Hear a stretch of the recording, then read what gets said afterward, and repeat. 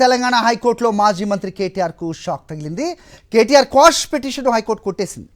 Arrest నుంచి కేటీఆర్కు రక్షణ ఇవ్వాలని కోరారు ఆయన తరపు లాయర్. అయితే కేటీఆర్ లాయర్ విజ్ఞప్తిని హైకోర్టు పరిగణలోకి తీసుకోలేదు. ఏసీబీ వాదనలను పరిగణలోకి తీసుకున్న హైకోర్టు ఏసీబీ దర్యాప్తులో జోక్యం చేసుకోబోమని స్పష్టం చేసింది. ఈ నేపథ్యంలో కేటీఆర్పై ఏసీబీ తీసుకుపోయే చర్యలపై ప్రస్తుతం ఉత్కంఠ నెలకొంది. ఫార్ములా ఈ కార్ రేస్ కేసులో మాజీ మంత్రి కేటీఆర్ను A1గా ఉన్నారు. A2గా సీనియర్ ఐఏఎస్ అధికారి అరవింద్ కుమార్, A3గా HMDA మాజీ చీఫ్ ఇంజనీర్ BLN రెడ్డి పేర్లు నమోదు చేశారు. డిసెంబర్ 19న కేటీఆర్పై ఏసీబీ కేసు నమోదైంది. IPC 409 red with 120B sections కింద కేసులను నమోదు చేసింది ఏసీబీ. ఈ కార్ రేస్ నిర్వహణకు 55 కోట్లు చెల్లింపులు జరిగాయి. అయితే ఆర్థిక శాఖ నుంచి ముందస్తు చెల్లింపులు జరిగాయన్నది ప్రధాన అభియోగం. ఎలాంటి అనుమతులు లేకుండా ఈ చెల్లింపులు చేశారని కేసు నమోదు చేశారు. 2023 అక్టోబర్ 30న అగ్రిమెంట్ జరిగితే అంతకు ముందే చెల్లింపులు జరిగాయన్నది అభియోగం. అలాగే నిబంధనలకు విరుద్ధంగా విదేశీ కరెన్సీ రూపంలో చెల్లింపులు జరిగాయని, నిధులను దుర్వినియోగం చేశారనే ఆరోపణలతో కేసు నమోదు చేశారు. అసలు కేటీఆర్ వాదన ఏంటి, ఏసీబీ వాదన ఏంటి అనేది ఒకసారి చూద్దాం. అవినీతే జరగనప్పుడు కేసు ఎలా నమోదు చేస్తారని కేటీఆర్ వాదన. వ్యక్తిగతంగా లబ్ధి చేకూరిందని ఎలాంటి ఆధారాలు లేవంటున్నారు. ఎలాంటి ప్రాథమిక విచారణ చేయకుండానే ఎఫ్ఐఆర్ నమోదు చేయడం ఏంటని ప్రశ్నిస్తున్నారు. అవినీతి జరిగితే డబ్బులు తీసుకున్న విదేశీ కంపెనీని ఎందుకు ఎఫ్ఐఆర్లో చేర్చలేదని కూడా కేటీఆర్ వాదన. ఇక ట్రైపార్టీ అంటే త్రైపాక్షిక ఒప్పందాన్ని గౌరవించేందుకే ప్రభుత్వం డబ్బులు చెల్లించిందంటున్నారు కేటీఆర్. ఈ ఫార్ములా రేస్ వల్ల తెలంగాణకు 700 కోట్ల లబ్ధి చేకూరిందని, ఎక్కడ బిజినెస్ రూల్స్ను ఉల్లంఘించలేదని అంటున్నారు కేటీఆర్. ఇక HMDA డబ్బులు చెల్లించేందుకు క్యాబినెట్ అనుమతి అవసరం లేదని కేటీఆర్ వాదన. అర్బన్ ఏస్ కంపెనీ ఒప్పందం నుంచి తప్పుకోవడంతోనే రాష్ట్ర ప్రభుత్వం రంగంలోకి దిగిందని అంటున్నారు కేటీఆర్. ఇక ఏసీబీ వాదన విషయానికి వద్దాం. ఈ త్రైపాక్షిక ఒప్పందం కుదుర్చుకునే ముందు గవర్నర్ అనుమతి తీసుకోలేదని, ప్రైవేట్ కంపెనీ స్థానంలో ప్రభుత్వం డబ్బులు చెల్లించాల్సిన అవసరం ఎందుకు వచ్చిందని ఏసీబీ ఫస్ట్ నుంచి ప్రశ్నిస్తోంది. బిజినెస్ రూల్స్కు వ్యతిరేకంగా విదేశీ కంపెనీకి 54 కోట్లు చెల్లించారని వాదిస్తోంది ఏసీబీ. ఈ కేసులో ఎవరెవరికి డబ్బులు అందాయనేది విచారణలో బయటకు వస్తాయని అంటోంది. క్యాబినెట్ అనుమతి లేకుండా డబ్బులు చెల్లించడం రూల్స్ను అతిక్రమించడమేనని, నేరపూరిత కుట్రతోనే ప్రభుత్వం డబ్బులను విదేశీ కంపెనీకి చెల్లించారంటోంది ఏసీబీ. ఈ కేసులో డబ్బు ఎక్కడికి పోయిందనే విషయంపై ఈడీ విచారణ చేస్తోందని, ఖచ్చితంగా అవినీతి జరిగింది కాబట్టే అవినీతి నిరోధక సెక్షన్స్ పెట్టామంటోంది. ఆర్బీఐ అనుమతి లేకుండా నిధులు బదిలీ చేశారని, ఎన్నికల కోడ్ అమల్లో ఉండగా ఈసీ అనుమతి లేకుండా నిధులు చెల్లింపులు చేశారని వాదిస్తోంది ఏసీబీ. ప్రభుత్వ వైఫల్యాలను ప్రశ్నిస్తున్నందుకే కేసుల పేరుతో డైవర్షన్ పాలిటిక్స్ చేస్తారని ఫైర్ అయ్యారు మాజీ మంత్రి హరీష్ రావు. ఏసీబీ విచారణను కేటీఆర్ ఎదుర్కొంటారని, న్యాయ పోరాటం చేస్తామని అన్నారు. ప్రజలకు ఇచ్చిన 6 గ్యారెంటీలను అమలు చేసే వరకు ప్రభుత్వాన్ని వదిలిపెట్టేది లేదన్నారు. తమను మానసికంగా బలహీనపరిచారని రేవంత్ రెడ్డి ప్రయత్నిస్తారని, కుట్రలకు భయపడేది లేదని అన్నారు హరీష్ రావు. నువ్వు ప్రజలకు ఇచ్చిన 6 గ్యారెంటీలు అమలు చేసేదాకా నీ ప్రభుత్వాన్ని నిన్ను ఎట్టి పరిస్థితుల్లో వదిలిపెట్టం. రేవంత్ రెడ్డి అనుకుంటున్నాడు బ్లాక్మెయిల్ రాజకీయాలతోనో, అక్రమ కేసులతోనో, అరెస్టులతోనో తన ప్రభుత్వం యొక్క తప్పిదాలను కప్పిపుచ్చుకుంటానో, మమ్మల్ని మానసికంగా బలహీనపరుస్తానని అనుకుంటా ఉన్నాడు. కానీ మేము మరింత బలంగా పోరాడటం తప్ప ఎట్టి పరిస్థితుల్లో నీ అక్రమాలను కానీ, నీ 6 గ్యారెంటీల అమలుపై నిన్ను ప్రశ్నించడాన్ని వదిలిపెట్టే ప్రశ్నే ఉత్పన్నం కాదు. ఈరోజు కేటీఆర్ గారి మీద హైకోర్టులో కూడా వచ్చిన తీర్పు కేవలం విచారణ కొనసాగించడానికే చెప్పింది హైకోర్టు. ఇది అక్రమ కేసు, దీని విచారణ నిలుపుదల చేయాలని చెప్పి బీఆర్ఎస్ పార్టీ తరఫున మేము కోర్టుకు వెళ్ళాం. కోర్టు ఏమి కేసును నిర్ధారించలేదు, ఇది తప్పు జరిగిందని చెప్పింది కానీ శిక్ష వేసింది కాదు. కేవలం విచారణ కొనసాగించడానికి మాత్రమే ఈరోజు కోర్టు అనుమతి ఇచ్చింది. విచారణకు సహకరిస్తాం. ఈ ముందు నుంచి కూడా కేటీఆర్ గారు 100% విచారణకు సహకరిస్తామని చెప్పాం. ఎందుకంటే మేము తప్పు చేయలేదు, అసలు అవినీతే జరగలేదు, రాష్ట్ర ప్రభుత్వం నుంచి 1 రూపాయి కూడా గ్రీన్ కో కంపెనీకి చెల్లించలేదు.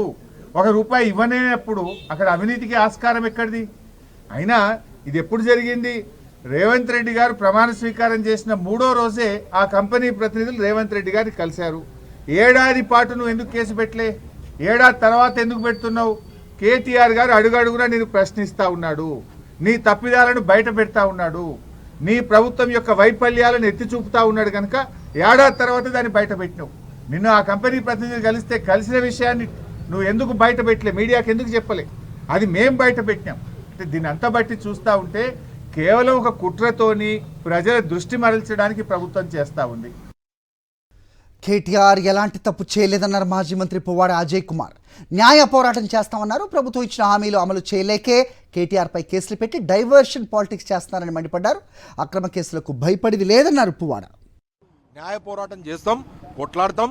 ఇవన్నీ కూడా ప్రజలకు ఇచ్చిన హామీలని నెరవేర్చలేక, ప్రత్యేకించి రైతు భరోసా 15,000 ఇస్తామన్నది 12,000 ఇచ్చిన సందర్భంగా డైవర్షన్ పాలిటిక్స్ కోసమని వాళ్ళ కేటీఆర్కి వ్యతిరేకంగా జరుగుతున్న రాజకీయం ఈ రాష్ట్రంలో అని చెప్పి మేము ప్రబలంగా నమ్ముతున్నాం. అయినా కూడా ఈ ఫాల్తు కేసులకి కేటీఆర్ భయపడేది లేదు, కేసీఆర్ భయపడేది లేదు. బీఆర్ఎస్ పార్టీ అసలే భయపడదు. మా శ్రేణులందరూ కూడా ధైర్యంగా ఉంటారు, కొట్లాడతాం. తప్పు చేయలేదు, తప్పు చేస్తే కేటీఆర్ని నువ్వు ఊరేసినా సరే మేము సిద్ధమని చెప్పి మేము చెప్పడానికి సిద్ధంగా ఉన్నాం. కేటీఆర్ తప్పు చేయలేదు. ఫార్ములా ఈ రేసులో అవినీతి జరగలేదు. అసలుకి యాక్చువల్గా ఫార్ములా ఈ రేస్కి సంబంధించి క్షుణ్ణంగా కేటీఆర్ గారు ఇప్పటికే అనేక పర్యాయాలు ప్రెస్ మీట్ల ద్వారా కానీ మాధ్యమాల ద్వారా కానీ చెప్పడం జరిగింది. అక్కడ జరిగిన తప్పు ఏమీ లేదు.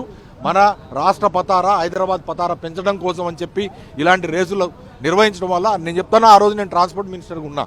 అక్కడ ఆ ఎరీనాలో నేను తిరిగిన కేటీఆర్ గారు ఎమ్మట ఎంతమంది పారిశ్రామికవేత్తలు కానివ్వండి, లేకపోతే సినిమా యాక్టర్లు కానివ్వండి, క్రికెటర్లు, సెంట్రల్ మినిస్టర్లు, ఎంతమంది సెలబ్రిటీస్ వచ్చారు. వామ్మో ఇది హైదరాబాదా అన్నారు. ఇక కేటీఆర్ అంశంపై స్పందించారు మంత్రి జూపల్లి కృష్ణారావు. కేటీఆర్ క్వాష్ పిటిషన్ను హైకోర్టు కొట్టేయటాన్ని స్వాగతించారు. ఆయన తప్పు చేయనప్పుడు కోర్టుకి ఎందుకు వెళ్లారని ప్రశ్నించారు. కేసును కేటీఆర్ ఫేస్ చేయవలసిందే అన్నారు ఆయన. ఏసీబీ విచారణకు కేటీఆర్ సహకరించాలని, హాజరు కావాల్సిందే అన్నారు మంత్రి జూపల్లి.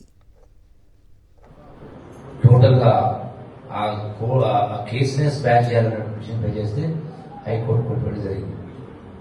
ఎందుకు కోర్టు కోసం అవసరం కూర్చుంది? వాస్తవాలు పేపర్ మీద ఉన్నాయి, సో దాన్ని పే చేయాలా.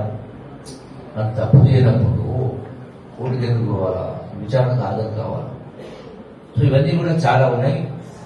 ఎవరు ఏం మాట్లాడినా ఎన్ని మాట్లాడినా ఈనాడు ఈ ప్రభుత్వం ఇవన్నీ చేస్తూ దీంతో పాటుగా హైదరాబాద్ నగరం జరగాల, రాష్ట్ర ఆదాయం పెంచాలా. అయితే ఏసీబీ విచారణకు వెళ్లకుండా కేటీఆర్ డ్రామాలు ఆడుతున్నారంటున్నారు అని విమర్శలు గుప్పించారు కాంగ్రెస్ ఎమ్మెల్సీ బల్మూరి వెంకట్. ఫార్ములా ఈ కార్ రేస్ కేసు నుంచి తప్పించుకునే ప్రయత్నం చేస్తానని అన్నారు. విదేశాలకు వెళ్ళిపోయే అవకాశం కూడా ఉందని, కేటీఆర్ పాస్పోర్ట్ను సీజ్ చేయాల్సిన అవసరం ఉందన్నారు బల్మూరి వెంకట్. కేటీఆర్ గారు మీకు సూటిగా ఒక విషయం అడుగుతున్నా. నిజంగా మీరు తప్పు చేయకపోతే 100 కోట్లు, 1000 కోట్లు, 1,00,000 కోట్లు మీరు సంపాదించుకున్న దాంట్లో మీకు 55 కోట్లు పెద్దగా కనిపించట్లేదేమో మీకు, మీ బీఆర్ఎస్ పార్టీ నాయకులకి. కానీ ఆ 55 కోట్లు తెలంగాణ ప్రజల సొమ్ము. తెలంగాణ ప్రజల సొమ్ముని ప్రొసీజర్ ప్రకారంగా కాకుండా హైదరాబాద్ బ్రాండ్ ఇమేజ్ పెంచనీకి చేసిన అని చెప్తూ, హెచ్ఎండి ఏదో మీ నాన్నగారు మీకు కట్టబెట్టిన ఆస్తి అన్నట్టు భావిస్తూ, అధికారులని నేనే ఆదేశించిన, అధికారులది ఏమీ తప్పు లేదని ఒకవైపు ప్రెస్ మీట్లో మాట్లాడుతూ, మళ్ళీ మీరు కోర్టులో వేసిన పిటిషన్లోనేమో నాకేం సంబంధం, నేను మంత్రిని, అధికారులు చూసుకోలేదంతా అని చెప్పి మాట్లాడతారు. డ్రామారావు, నేను సూటిగా అడుగుతున్నా, బాధ్యత గల శాసనసభ్యునిగా ఈ డ్రామాలు ఆపి ఏదైతే సంబంధించి విచారణకి సహకరించి నిన్ను నువ్వు నిరపరాధిగా తప్పు చేయలేదని చెప్పి ప్రూవ్ చేసుకొని తర్వాత బయటికి వచ్చి మాట్లాడాలి. ఏసీబీ అధికారులకు కూడా ఈ డ్రామారావు ఎంక్వైరీకి రమ్మంటేనే వస్తలేడు. రేపు పొద్దున ఇతర దేశాలకి పారిపోయే ఒక పరిస్థితి కూడా రావచ్చు. అందుకే ఈ డ్రామారావు పాస్పోర్ట్ని కూడా సీజ్ చేయాలని చెప్పి ఏసీబీ అధికారులకి నేను కోరుతున్నాను.